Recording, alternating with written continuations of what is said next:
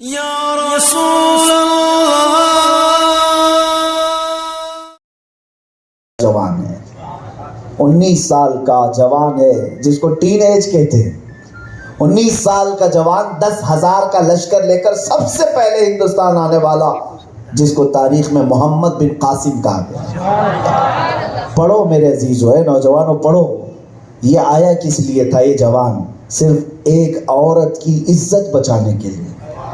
کچھ عورتوں کو، مسلمان عورتوں کو، یہاں کے ایک راجہ دابر سنگھ نام کا بادشاہ تھا، راجہ تھا، اس کے گنڈے گرفتار کر کے عورتوں کو مال لوٹ کر کے بے عزتی کر رہے تھے، عصمت دری کر رہے تھے۔ وہ عورتیں چیخ رہی تھی کہ کوئی ہمارا عرب کا بھائی ہے جو ہماری عزت بچائے۔ اور عرب کے تجارت کرنے والا کوئی تاجر یہ واقعہ دیکھ کر کے گیا اور عرب میں جا کر وہاں کے گورنر حجاج بن یوسف کو یہ واقعہ بتا رہا تھا کہ ہندوستان میں ایسا ظلم ہو رہا ہے عورتوں پر۔ حجاج بن یوسف کا یہ بھتیجا ہے محمد بن قاسم، جو سامنے سے گزر رہا تھا، ہندوستان کے حالات سن رہا تھا اور دربار میں کھڑا ہو گیا، کہا لبیک یا اختی، اے میری بہن میں حاضر ہوتا ہوں۔ اپنے چچا سے اجازت لے کر عرب سے ہندوستان آنا سنگلاخ راستے تھے، کوئی ایروپلین سے نہیں آیا، کوئی کشتی سے نہیں آیا، جنگلات کا سفر کرتے ہوئے کئی مہینوں کے بعد ہندوستان پہنچا۔ اور سب سے پہلے اس نے راجہ دابر سنگھ سے یہی کہا کہ جو عورتیں تمہارے گنڈے گرفتار کیے ہیں اور جو بے عزتی کیے ہیں ان کو پہلے گرفتار کرو اور عورتوں کو آزاد کرو۔ اس راجہ کو اپنی طاقت کا نشہ تھا، اس نے کہا ایک 19 سال کا جوان بچہ مجھے للکار رہا ہے، میری 1 لاکھ کی فوج ہے۔ اس نے کہا ہم نہ تمہارے مطالبے کو تسلیم کریں گے، نہ عورتوں کو آزاد کریں گے، نہ ان کو گرفتار کریں گے۔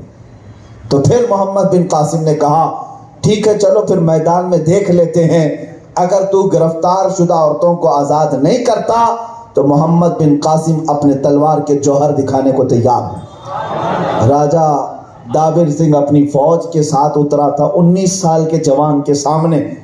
19 سال کے جوان نے صرف 3 دن کے اندر ان کے چھیتڑے اڑا دیے تھے۔ تاریخ میں یہ بات موجود ہے، راجہ دابر سنگھ بھی گرفتار ہوا، وہ گنڈے بھی گرفتار ہوئے اور ان عورتوں کو باعزت بری کیا اور ان کی عزت کی حفاظت کرنے کے لیے یہ جوان آیا۔ پھر پرچم اسلام ہندوستان میں سب سے پہلے لہرایا۔ یہ تاریخ پنڈتوں کی لکھی ہوئی میں آپ کو بتا رہا ہوں۔ الہ آباد یونیورسٹی میں پڑھانے والے ایک پروفیسر ہیں، پنڈت ہیں، انہوں نے یہ محمد بن قاسم کی تاریخ لکھی ہے اور یہ کہا ہے میں نے مسلمان جرنیل اور جتنے بھی باہر سے آئے ہوئے ان میں سب سے زیادہ اچھے اخلاق والا، سب سے زیادہ انصاف والا کسی کو دیکھا ہے تو 19 سال کا محمد بن قاسم دیکھا۔ اس نے کوئی زور زبردستی نہیں کی، یہاں اسلام کے لیے آزاد رکھا، جو آنا چاہے اسلام میں آئے اور جو اپنے دین پر رہنا چاہے وہ آزاد ہے۔ لیکن محمد بن قاسم کے اخلاق و کردار پر ہزاروں لوگ دائرہ اسلام میں آئے تھے۔ ایک جوان ہے جو عورتوں کی عزت بھی بچا رہا ہے اور پرچم اسلام بھی لہرا رہا ہے۔ انقلاب آتا ہے جوانوں سے میرے عزیزو، 19 سال کا جوان۔ اور ایک تاریخ میں آپ کو بتاؤں، اور ایک تاریخ، ہندوستان کی سرزمین پر اولیاء کرام میں جو مقامات ہیں، سرکار غریب نواز رضی اللہ تعالیٰ عنہ کو کون نہیں جانتا؟ اولیاء کرام میں کیا مقام ہے کہ غریب نواز ہند الولی کہلائے جاتے ہیں، عطا رسول ہیں۔ لیکن آپ کو یہ پتہ ہونا چاہیے سرکار غریب نواز سے بھی 200 سال پہلے ولی کامل حضرت سیدنا سالار مسعود غازی رحمۃ اللہ علیہ بہرائچ شریف میں آرام فرمائے، جن کے متعلق اعلیٰ حضرت نے لکھا ہے کہ اگر کوئی سالار مسعود غازی کی قبر پر جائے تو کم از کم 1 گھنٹہ کھڑا رہے، اس لیے کہ ہر 50 منٹ پر وہاں حضرت خضر علیہ السلام حاضر ہوتے ہیں۔ یہ کون ہے؟ سید سالار مسعود غازی۔ ان کا مقام یہ سلطان الاولیاء ہے، یہ شہید ہیں اور شہیدوں کے بھی آقا ہیں، سردار ہیں، ایک جنگ میں شہید ہوئے۔ اب میں آپ کو بتا رہا ہوں کہ اتنا بڑا مقام ہے، اتنا بڑا مقام اعلیٰ حضرت لکھتے ہیں۔ اور غریب نواز رضی اللہ تعالیٰ عنہ سے بھی 200 سال پہلے سالار مسعود غازی کا مقام یہ ہے۔ آج اللہ تعالیٰ ان کی قبر میں شفا بھی رکھا ہے، جانتے ہیں لوگ۔ لیکن میں آپ کو یہ بتاؤں حیرت کی بات، سالار مسعود غازی کا انتقال صرف 19 سال کی عمر میں ہوا ہے، 19 سال کی عمر میں۔ ٹین ایج میں سلطان الاولیاء، ٹین ایج میں سلطان الشہداء، 19 سال کی عمر میں ایسا مقام کہ خضر علیہ السلام بارگاہ میں حاضری۔ عزیزان گرامی وقار، یہ میں بتا رہا ہوں کہ جب جوانی میں انقلاب آتا ہے تو بہت بڑا انقلاب آتا ہے، بہت بڑا انقلاب آتا ہے۔ میں اسی لیے جوانوں کو فوکس کر رہا ہوں کہ اب جو حالات آ رہے ہیں اس میں سب سے زیادہ تم ہی پیسے جاتے ہو، سب سے زیادہ تم آزمائے جاتے ہو۔ بوڑھوں کو اور بچوں کو ایک طرح سے نظر انداز کر دیا جاتا ہے، لیکن جوانوں کو سب سے زیادہ ٹارگٹ میں رکھا جاتا ہے۔ سب کو یہی چاہیے، ینگسٹرز، نوجوان چاہیے، سیاسی لوگوں کو بھی وہی چاہیے، فلم انڈسٹری کو بھی وہی چاہیے، عیاشی کرنے کے لیے بھی یہی چاہیے۔ لیکن میرے عزیزو، ایک نوجوان اگر توبہ کے راستے پر جاتا ہے تو جانتے ہیں بوڑھوں کی توبہ الگ، بچوں کی توبہ الگ، عورتوں کی توبہ الگ، لیکن جوان کی توبہ، اللہ اکبر، جوان کی توبہ۔ ایک نوجوان جب توبہ کرتا ہے، میرے آقا فرماتے ہیں جس رات کو توبہ کرتا ہے فرشتوں میں جشن کا ماحول ہوتا ہے، اعلان کر دیا جاتا ہے، اس کا نام لے لے کر کے اعلان کیا جاتا ہے، فلاں کا بیٹا آج توبہ کر کے اللہ کی بارگاہ میں آیا ہے، فرشتوں میں ذکر ہوتا ہے۔ اور میرے آقا صلی اللہ علیہ وسلم فرماتے ہیں ایک جوان کی توبہ پر اللہ کریم کیا فرماتا ہے جانتے ہیں؟ اللہ رب العزت کا کیا اس کے ساتھ سلوک ہے؟ فرماتے میرے آقا صلی اللہ علیہ وسلم ایک صحابی سے کہ سنو، صحرا صحرا جانتے، ڈیزرٹ، آپ نے دیکھا نہیں ہوگا، افریقہ کے ڈیزرٹ، اور بھی ہم دیکھیں مصر میں 200 کلومیٹر تک گاڑی چلتی رہے، کوئی ایک درخت بھی نہیں دکھتا، ایک عمارت بھی نہیں، ڈیزرٹ میں، صحرا میں ڈائریکشن کا ہی پتہ نہیں ہوتا، جدھر بھی جاؤ آسمان بالو سے لگا ہوا دکھتا ہے، سمندر کی طرح صحرا میں بہت سارے لوگوں کی موت ہو جاتی ہے جب راستہ بھٹکتے ہیں، جس طرف بھی چلتے ہیں لگتا ہے سیدھا ہی چل رہے ہیں، اور اکثر پانی کا دھوکہ ہوتا ہے، ریت چمکتی ہے، لوگوں کو لگتا ہے پانی ہے، ادھر جاتے ہیں تو کچھ ہوتا ہی نہیں، اس کو موج سراب کہتے ہیں۔ بہتوں کی موت اس صحرا میں ہو جایا کرتی۔ حضور پاک صلی اللہ علیہ وسلم ایک مثال دے کر فرما رہے ہیں، ایک آدمی اپنی اونٹنی کے ساتھ ساز و سامان لے کر صحرا کے سفر میں تھا، چل رہا تھا، بیچ صحرا میں پہنچا، اسے نیند لگی، اور جب اٹھ کر کے دیکھا تو اس کی اونٹنی غائب، سامان بھی نہیں، کچھ بھی نہیں، سفر کیسے کرے گا، کچھ بھی نہیں ہے اس کے پاس، کبھی ادھر گیا کبھی ادھر گیا، ڈھونڈتا ڈھونڈتا تھک گیا، اور اس کے بعد ایک دن گزر گیا ہو یا جتنا بھی وقت، جب دیکھا کہیں کوئی اونٹنی نہیں دکھ رہی، پھر سو گیا تھک کر کے ایک جگہ۔ میرے آقا صلی اللہ علیہ وسلم فرماتے ہیں اس کی آنکھ کھلی تو اونٹنی ساز و سامان کے ساتھ کھڑی تھی۔ اب یہ مثال دے کر حضور پوچھتے ہیں مجھے بتاؤ اس صحرا کے آدمی کو اپنی کھوئی ہوئی اونٹنی ملنے پر کتنی خوشی ہوتی ہے؟ صحابہ نے کہا یا رسول اللہ اس کی تو جان میں جان آ گئی، اس کی کھوئی ہوئی سواری واپس آ گئی، اس سے بڑی خوشی کیا ہو سکتی ہے؟ میرے آقا فرماتے ہیں جب ایک جوان توبہ کرتا ہے تو مولا کو اس سے زیادہ خوشی ہوتی ہے، اس سے زیادہ خوشی ہوتی ہے رب تعالیٰ کو کہ کھویا ہوا بندہ میرا واپس آ گیا، بھٹکا ہوا میرے پاس واپس آ گیا۔ جوان کی توبہ پر مولا کریم بھی خوش فرماتا ہے۔ عزیزان گرامی وقار، آج جو زندگیاں اللہ نے ہمارے پاس دی ہیں، جوان بہت تیزی سے گزرتی ہے۔ 3 آپ کو پتہ ہوں گے ٹینس جو ہوتے ہیں، زمانے جو ہوتے ہیں، ماضی، حال، مستقبل، پاسٹ، پریزنٹ اور فیوچر، یہ 3 ہوتے ہیں نا۔ ماضی بھی آپ گن سکتے ہیں، یہ ہوا تھا، وہ تھا، یہ تھا، وہ تھا، یہ تھا، اور مستقبل کے بارے میں بھی آپ کہہ سکتے ہیں ایسا ہوگا، ویسا ہوگا۔ یہ فیوچر بھی لمبا ہے، پاسٹ بھی لمبا ہے، لیکن جو پریزنٹ ہے وہ بہت شارٹ ہے، بہت شارٹ ہے۔ یعنی یوں سمجھ لیں میں نے ایک لفظ کہا، یہ پریزنٹ ہے، اور جب وہ لفظ ختم ہوا تو پاسٹ ہو گیا، ختم ہو گیا۔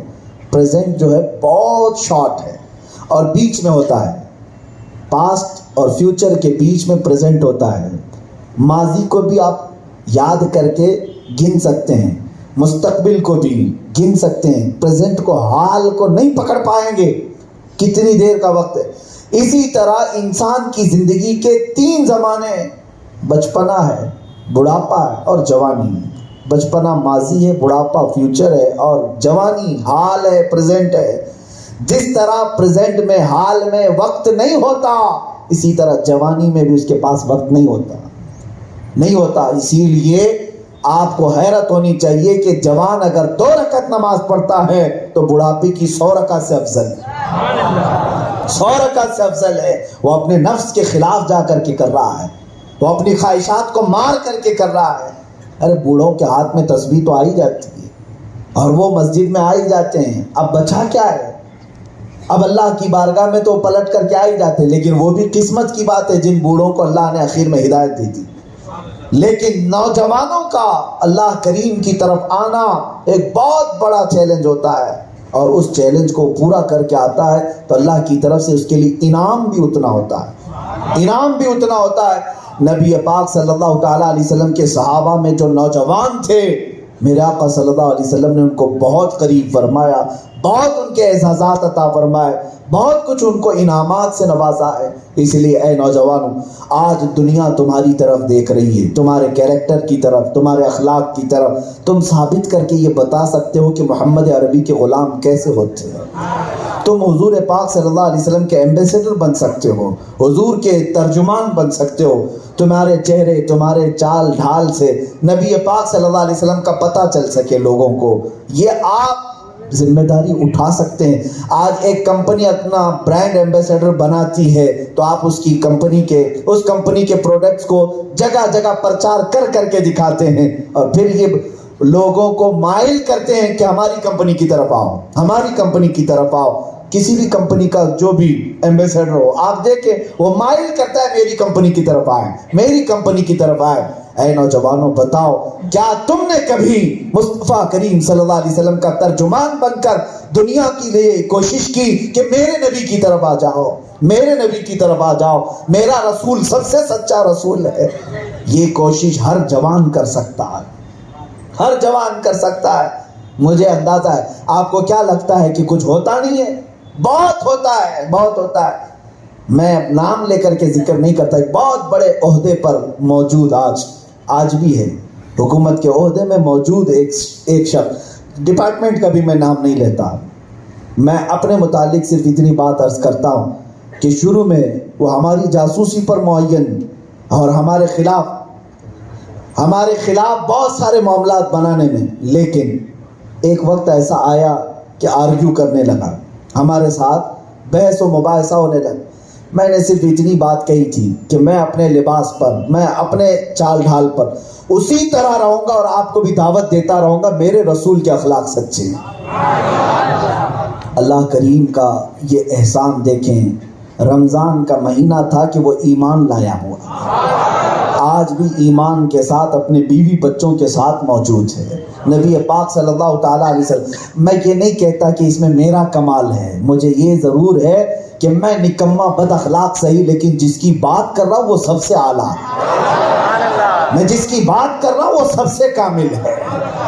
ہم اپنی طرف نہیں دیکھتے کہ ہم کیا ہیں، ہمیں پتہ ہے ہم گرے ہوئے لوگ ہیں، مجھے پتہ ہے میں بہت بڑا نکما ہوں، بہت بڑا کمینہ ہوں، لیکن جس کی بات کر رہا ہوں اس کے جسم میں کیا، اس کے نام میں ایک نقطہ بھی نہیں ہے، اس کے نام میں ایک نقطہ تک نہیں ہے۔ تیرے تو وصف عیب تناہی سے ہے بری، حیران ہوں میرے شاہ میں کیا کیا کہوں تجھے۔ اپنی طرف مت دیکھو میرے عزیزو، جس کی بات کر رہے ہیں اس کے نام میں بھی اتنا اثر ہے، کہ رب تبارک و تعالیٰ چاہے تو پاگلوں کو اچھا کر دے، رب تبارک و تعالیٰ چاہے اس نام مبارک کے ذریعے شفا عطا فرمائے۔ اسی لیے نوجوانوں، آج یہ عہد کرو کہ میں ایمبیسیڈر ہوں، میں ترجمان ہوں مدینے والے کا، نبی پاک صلی اللہ علیہ وسلم کا۔ میں اپنی جوانی بھر دوں گا حضور کے اخلاق سے، میں اپنی جوانی کو ایک نقش ثابت کر کے دکھاؤں گا میرے مصطفیٰ کریم کے اخلاق سے، ورنہ یہ جوانی گزر جائے گی، وقت پھر دوبارہ تمہارے پاس نہیں آنے والا ہے، اور جو تمہیں کرنا تھا وہ بڑھاپے میں نہیں سوچ سکو گے۔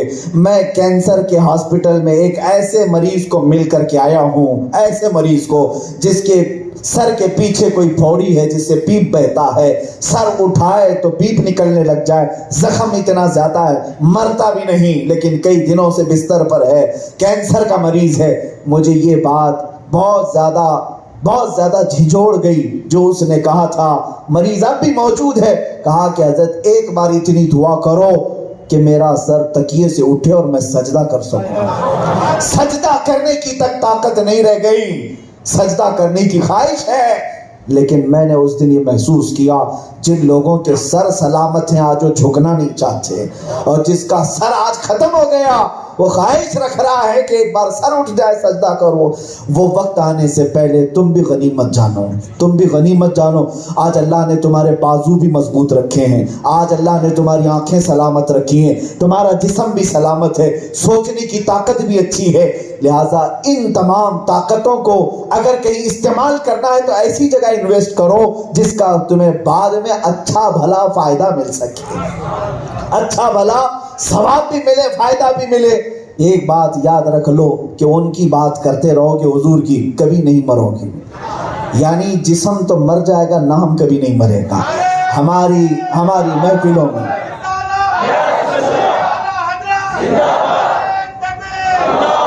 یہ ہماری محفلوں میں مسلک اعلیٰ حضرت کیسے آئے. اعلیٰ حضرت کو گزرے ہوئے 100 سال ہو گئے. ہر محفل کی رونق آج اعلیٰ حضرت ہے, ہر محفل کی جان و اعلیٰ حضرت ہے. کیا جس نے نعرہ لگایا اعلیٰ حضرت کو دیکھا ہے؟ کیا اعلیٰ حضرت سے تمہارا کوئی خاندانی رشتہ ہے؟ کیا وہاں سے کوئی تمہارا ننیالی ددیالی سسرالی رشتہ؟ کچھ نہیں. لیکن ہر محفل میں بچہ بھی پکارتا ہے عشق محبت. وجہ یہ ہے کہ اس مرد کلندر نے اپنی زندگی میں اپنے گن نہیں گائے, جب تک زندہ رہا میرے مصطفیٰ کی بات کرتا ہے. اپنی جوانی کو بھی بھر دیا تھا تو میرے مصطفیٰ کے کلمات سے. قلم اٹھایا بھی, حالانکہ ایک صاحب آئے بھی اپنے سیٹھ صاحب کے لیے ایک نظم لکھوانے کے لیے, ایک نظم لکھ کر کے, ایک منقبت لکھ کر کے دے دو, آپ بڑے شاعر ہیں. اعلیٰ حضرت نے کہا کرو مدح اہل دول رضا, پڑے اس بلا میں میری بلا. میں گدا ہوں اپنے کریم کا, میرا دین پارے نہ نہیں, میرا دین جو روٹی کا ٹکڑا نہیں ہے. میں تعریف کروں گا تو میرے مصطفیٰ کی کروں گا. اس کا ثمرہ یہ ہے, اس کا صلہ یہ ہے, زندگی بھر قلم اٹھایا تو میرے نبی کے نام پر, زبان کھولی تو نبی کے نام پر. اس کا نتیجہ ہم آج دیکھ رہے ہیں. 100 سال ہو گئے قبر میں گئے ہوئے, لیکن مولا نے ہر محفل میں اس اعلیٰ حضرت کو زندہ رکھا. بے نشانوں کا نشان مٹتا نہیں, مٹتے نام ہو ہی جائے گا. اسی لیے آج سے یہ عہد کرو اے نوجوانوں, زندگی اسی کا نام ہے, میرے مصطفیٰ کریم کی قربت حاصل کرو, حضور اکرم صلی اللہ تعالیٰ علیہ وسلم کی رفاقت حاصل کرو. ان کے نام لیتے لیتے دنیا سے جاؤ گے, سب کچھ باقی ہی رہے گا, ورنہ تو قبروں سے تختیاں بھی بجھ جائیں گی, لوگوں میں نام تک پتہ نہیں رہے گا. یوں آئے یوں چلے گئے, مرنا تو سبھی کو ہے, موت اس کی جس کا کرے زمانہ افسوس. یوں تو سبھی آئے ہیں مرنے کے لیے. اخیر میں پیغام کے طور پر اتنا کہوں گا نوجوانوں, یہ مت سمجھنا کہ ہماری لائف انجوائے کرنے کے لیے, عیش کرنے کے لیے, پیسہ میرا ہے, جان میری ہے, لائف میری ہے, مجھے جو کرنا ہے وہ کرنے دو. رات کو جہاں گزارنا ہے میں گزاروں گا, جس کے ساتھ جانا ہے جاؤں گا, جس کے ساتھ گپے اڑانا ہے اڑاؤں گا. نہیں میرے عزیزو, جوانی زندگی یہ تمہاری نہیں ہے, یہ تمہاری نہیں ہے, کس کی ہے؟ تاج الشریعہ نے فرمایا زندگی یہ نہیں ہے کسی کے لیے, زندگی ہے نبی کی, نبی کے لیے. نہ سمجھ مرتے ہیں زندگی کے لیے, جینا مرنا ہے سب کچھ نبی کے لیے. وآخر دعوانا الحمدللہ رب العالمین. یا رسول